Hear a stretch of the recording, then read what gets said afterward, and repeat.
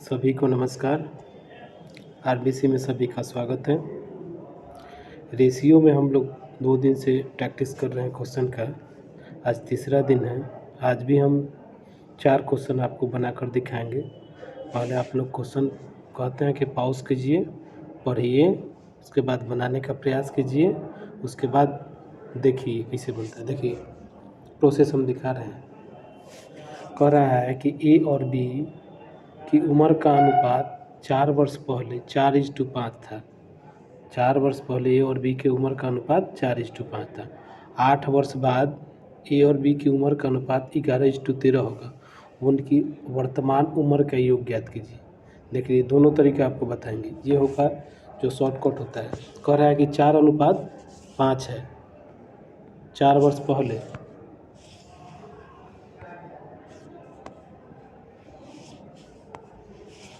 4 वर्ष पहले कितना है?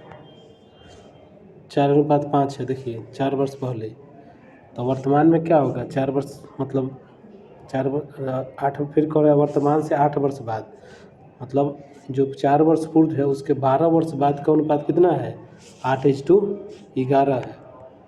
तो देखिए इस अनुपात में कितना का अंतर दिखाई दे रहा है? मतलब 1 का अंतर है। देखिए, और इसमें कितना का अंतर है? तो 2 है। तो पहले अंतर समान किया जाता है। क्या होता है उम्र में? कभी भी आपको देखिएगा, आज हमारे एक व्यक्ति की उम्र में 10 वर्ष का अंतर है, तो 10 साल भी हम लोग की उम्र में 10 ही का अंतर होगा। चाहे 20 साल बाद भी 10 ही का अंतर होगा। मतलब आज मेरा उम्र 40 साल है और मेरे पिता का उम्र मान लीजिए 60 वर्ष है, तो 60 वर्ष, फिर 10 वर्ष बाद भी हम लोग के बीच 20 वर्ष का अंतर था, तो उस 10 वर्ष बाद भी 20 वर्ष का अंतर, मतलब उम्र का अंतर कभी नहीं बदलता है। अगर मान लीजिए कि राम आज 20 वर्ष का है, श्याम आज 10 वर्ष का है, तो 10 वर्ष बाद कितना, अभी अंतर कितना हो गया? 10 वर्ष। मान लीजिए कि 10 वर्ष बाद 10 वर्ष राम कितना हो जाएगा? 30 वर्ष का, और श्याम कितना हो जाएगा? 20 वर्ष बाद।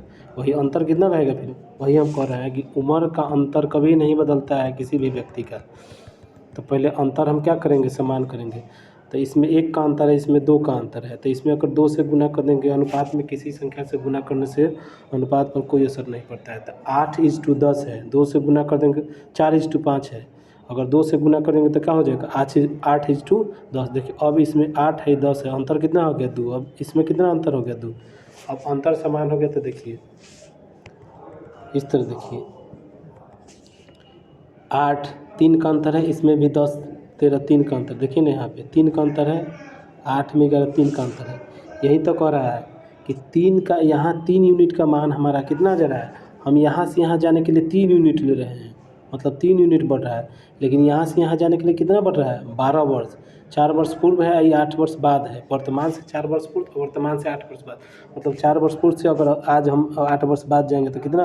12 वर्ष होगा। यानी कि 3 यूनिट का मान कितना है? 12 वर्ष। ये देखिए 3 यूनिट का मान कितना है? 12 वर्ष। तो वर्तमान में कितना हो जाएगा? वर्तमान 8:10 है, तो वर्तमान में ए का उम्र क्या हो जाएगा? 8 चौका 32। वर्तमान में 32 नहीं, 10, 4 वर्ष पूर्व, 4 वर्ष पूर्व अनुपात कितना है? 8:10।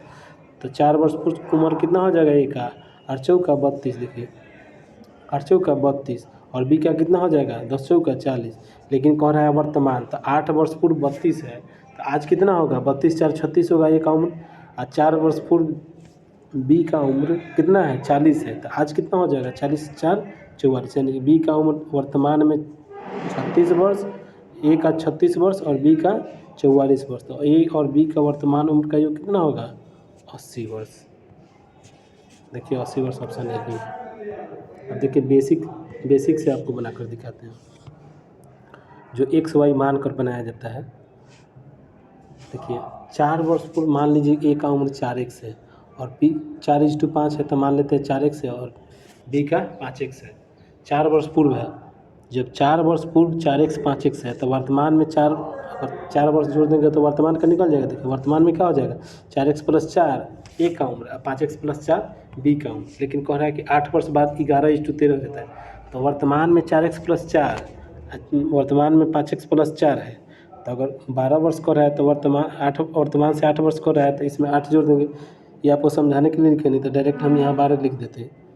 4 वर्ष पूर्व है तो वर्तमान से 8 वर्ष बाद जाना है तो डायरेक्ट 12 वर्ष कर देते हैं, लेकिन हमको आपको समझाने के लिए इस तरह लिखे हैं कि 4 वर्ष पूर्व इतना है तो वर्तमान में क्या हो जाएगा 4 वर्ष जुड़ेगा और फिर वर्तमान से 8 वर्ष जाएगा तो इसमें फिर 8 जुड़ेगा, तब अनुपात दिया हुआ है कि 11:13 है। इसको करेंगे सॉल्यूशन तो 4x + 12 बटा में 5x + 12 बराबर हो जाएगा 11:13। क्रॉस गुना करेंगे 52x + 156 बराबर 55x + 132।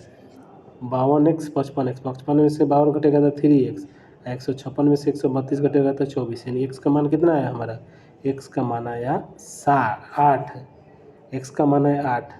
तो 4 वर्ष देखिए वर्तमान उम्र कितना हम माने हैं, देखिए 4x + 4 तो वर्तमान उम्र कितना होगा, x का मान 8 आ गया।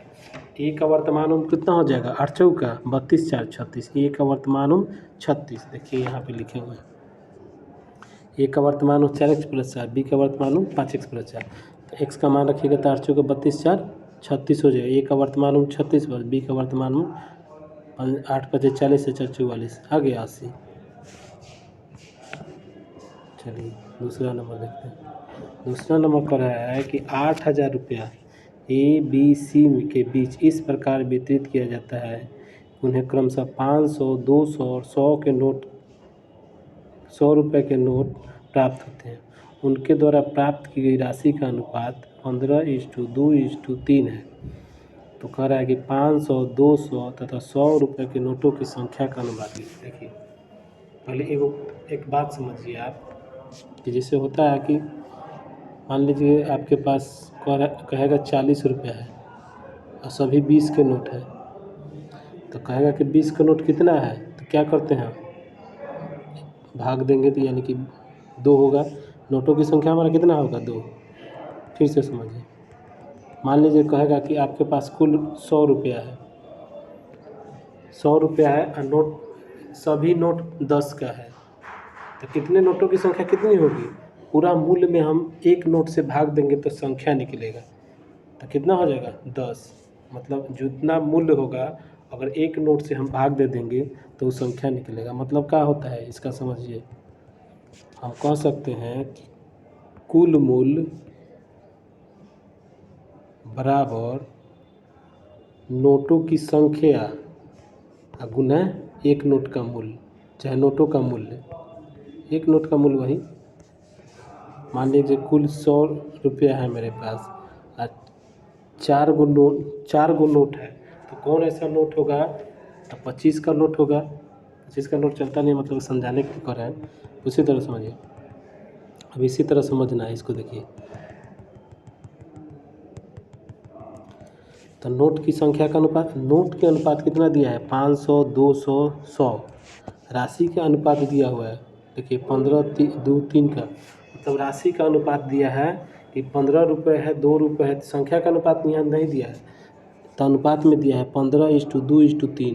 तो संख्या कैसे निकलेगा, अगर राशि में हम नोट से भाग देंगे तो संख्या का अनुपात निकलेगा। देखिए ना क्या कह रहे हैं, अभी हमको समझा वही, नोट 500 कुल 15 रुपये में दिया है, राशि 15 है। अभी हम बताए हैं कॉन्सेप्ट कि अगर आपको निकालना है नोटों की संख्या तो कुल राशि में से अगर कुल मूल्य में से नोट से भाग दे देंगे तो नोटों की संख्या निकलेगी, नहीं तो कुल मूल्य में से अगर नोटों की संख्या से भाग दे देंगे तो एक नोट का मूल्य निकलेगा। वही हम कहें, तो इस संख्या हमको निकालना है तो राशि में हम नोट से भाग देंगे तो संख्या निकल जाएगी। वही 15 में हम 500 से भाग दिए, फिर 2 में 200 से भाग दिए, 3 में 100 से भाग दिए, तो 100 में जैसे सब में 100 है तो इसको अनुपात कटेंगे। यहाँ भी हम काट सकते थे 100 डायरेक्ट 5:2:1 के अनुपात में लिख देते, यहाँ भी हम कर सकते थे, लेकिन अभी उस तरह काट देते आपको समझ में नहीं आता कि कहाँ से आ गया 500 का नोट कहाँ चला गया। देखिए तो वही हम काटे, अनुपात को काटने के लिए सब 2 0 सब में है हर में, तो 100 नीचे सब से काट दिए। अब कितना है 15/5, 2/2 और 3/1, तो 5 से कटेगा 15 तो 3 हो जाएगा, 2 से 2 1 और 1 3 है तब, यानी कि नोट की संख्या का अनुपात कितना आ गया 3:1:3। यही पूछ रहा है प्रश्न, देखिए 3:1:3। लेकिन इसके आगे हम बता दें, इसमें और पूछता है, कहेगा कि 500 की नोट की संख्या कितनी है, 200 की नोट की संख्या कितनी है, 100 के नोटों की संख्या कितनी है, इसके लिए हम आगे बता रहे हैं। देखिए चलिए, कुल मूल्य का दिया है, कुल मूल्य कितना दिया है 8000। देखिए यहाँ देखिए कुल मूल्य दिया है 8000, लेकिन कुल मूल्य का अनुपात कितना दिया है 15। मूल्य का अनुपात कितने दिए हुए हैं 15, 2, 13। हम बताए थे जो दिया रहता है उसी से भाग देना है। कुल मूल्य दिया है तो अनुपात में कुल मूल्य के योग से भाग देता है। 15, 3, 18, 2, 20। तो 8000 में हम 20 से भाग देंगे तो टोटल नोटों की संख्या निकलेगी। ठीक है, कुल मूल्य में से कुल मूल्य भाग देंगे तो टोटल नोटों की संख्या कितना आ गया, टोटल नोटों की संख्या 400। अब नोटों की संख्या का अनुपात दिया हुआ है, जिसका पूछेगा उसका निकाल दिए। नोटों की संख्या कुल कितना आया हमारा 400, अनुपात में कितना है 3:1:3। तो योग करेंगे तो कितना हो जाएगा 3, 3, 9, 1, 10। तो 10 से भाग देंगे 40 में तो कितना आएगा 40। अब जिसका पूछेगा उसका आप निकाल दीजिए। हमारा आ गया 40। अब अगर पूछेगा 500 के नोट तो 500 के नोट का अनुपात में कितना है 3। तो 40 में 3 से देंगे तो मतलब 500 नोटों की संख्या कितना हो गया 120। उसी तरह पूछेगा 200 नोटों की संख्या तो 40 × 1 40। 100 के नोटों की संख्या तो इसमें अनुपात कितना है 3। तो 40 × 3 यानी कि 120। 500 के नोट 120 हो, 200 के नोट 40 हो और 100 का नोट 120 हो। सिर्फ आपके नोट संख्या का अनुपात पूछ रहा था, लेकिन इसमें सब पूछ सकता है, कुछ भी पूछ सकता है आपको। चलिए आगे देखते हैं 3 नंबर क्वेश्चन। कह रहा है कि एक परीक्षा में सफलता और असफलता का अनुपात 5:2 है। यदि असफल अभ्यर्थी की संख्या 14 अधिक हो तो सफलता और असफलता का अनुपात 9:5 हो जाता है। इस परीक्षा में कुल कितने अभ्यर्थी शामिल हुए थे। देखिए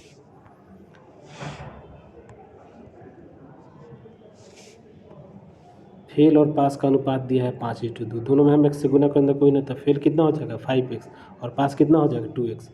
कह रहा है तो टोटल विद्यार्थी कितना हो जाएगा, टोटल विद्यार्थी कितना हो जाएगा हमारा 7x होगा ना।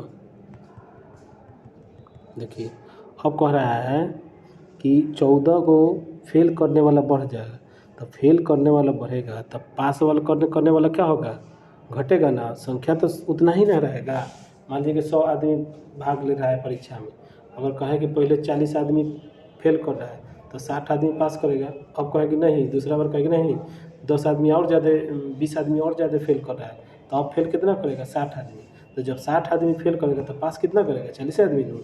यही यहाँ पे कॉन्सेप्ट है, यही आदमी को परेशान करता है। ये कॉन्सेप्ट जो समझ गया हो गया, वही कह रहा है कि अब फेल दूसरा में कह रहा है, इस तो हो गया, लेकिन दूसरा में कह रहा है कि जब 14 को फेल करने वाला की संख्या बढ़ जाता है तो पास करने वाला का 14 को घटेगा। तो यही हम किए हैं कि फेल करने वाला में 14 को बढ़ाए हैं तो पास करने वाला में 14 को घटेगा, तब अनुपात कितना हो जाएगा 9:5। प्रश्न में कह रहा है देखिए, यदि असफल अभ्यर्थी की संख्या 14 अधिक हो तो सफलता और असफलता का अनुपात 9:5 हो जाता है। कौन है प्रश्न में कह रहा है। चलिए आगे वही देखते हैं। तो ये कर दिए। अब इसी को तो क्रॉस गुना करा देना है, इधर से इधर कीजिए। तो 5 × 5x + 14, 9 × 2x - 14, तो 25x + 17, 18x - 126, यानी कि 7x बराबर कितना आएगा 7x बराबर माइनस में आएगा। तो माइनस में कोई फेल पास नहीं करता है, संख्या कभी माइनस में नहीं आएगा। फेल पास करने वाले की संख्या माइनस में थोड़ी आएगा, यानी कि x का मान कितना है हमारा 28। पूछ कर रहा है इस परीक्षा में कुल कितने अभ्यर्थी शामिल हुए थे। तो कुल अभ्यर्थी कितने थे 5x पास, 5x फेल और 2x फेल, मतलब टोटल अभ्यर्थी 7x।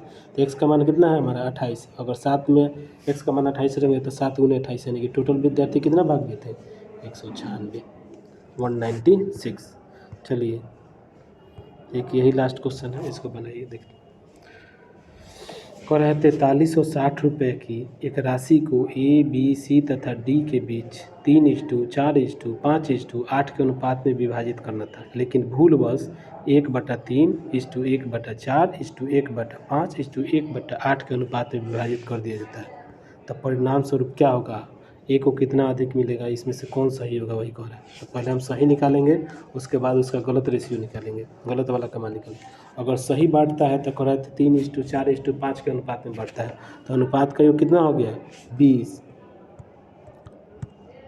टोटल मूल्य कितना हुआ 4360। 4360 में 20 से भाग देंगे और ए को कितना मिलेगा राशि, तो ए के अनुपात से गुना कर देंगे। बता रहे हैं बार बार, अनुपात का योग दिया है सभी का, सभी व्यक्ति का आय दिया है, आय का अनुपात इतना है तो आय के अनुपात का योग से योग में भाग देंगे और जो पूछेगा उसके अनुपात से गुना कर देंगे।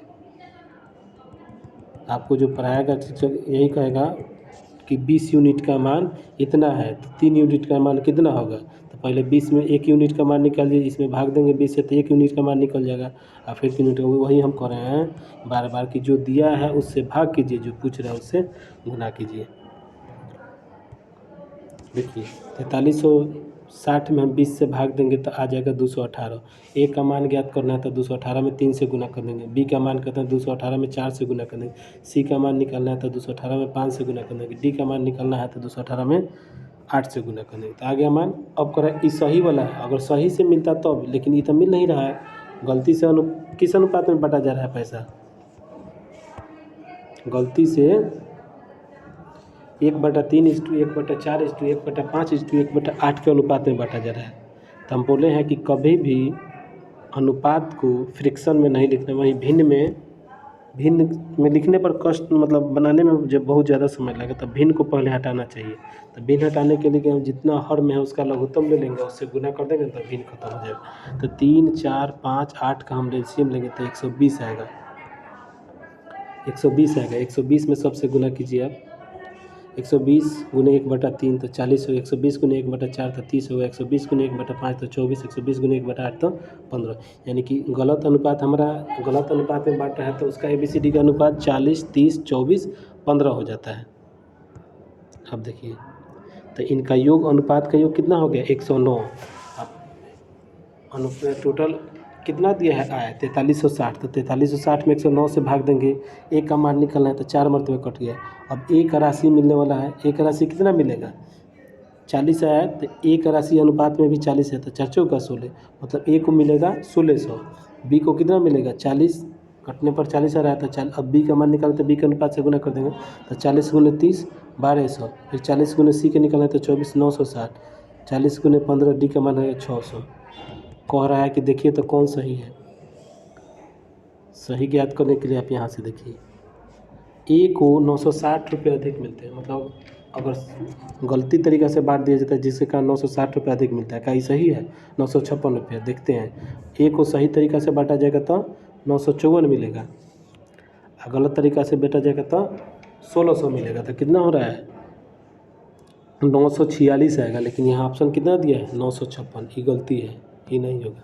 बी नंबर, बी को कह रहा है 318 रुपये अधिक मिलेगा। बी में बी को कितना मिल रहा है यहाँ 872 रुपये। बी को यहाँ पे कितना मिल रहा है 1200, तो कितना होगा 28, 318 की जगह 328 होगा, ये भी नहीं है, ये भी गलती है। डी को कह रहा है 1140 रुपये कम मिल रहा है। देखिए डी को मिलना कितना चाहिए था 1744, मिल कितना रहा है 600। तो इसका अंतर देखिए तो 1744 अगर हम 600 घटाएंगे तो 4 4 17 में 7 में से 6 गया 1 1144, ये सही है। और मिलना चाहिए था 1744, लेकिन मिल रहा है कितना उसको 600, यानी कि हमारा सी ऑप्शन सही है। थैंक यू, धन्यवाद।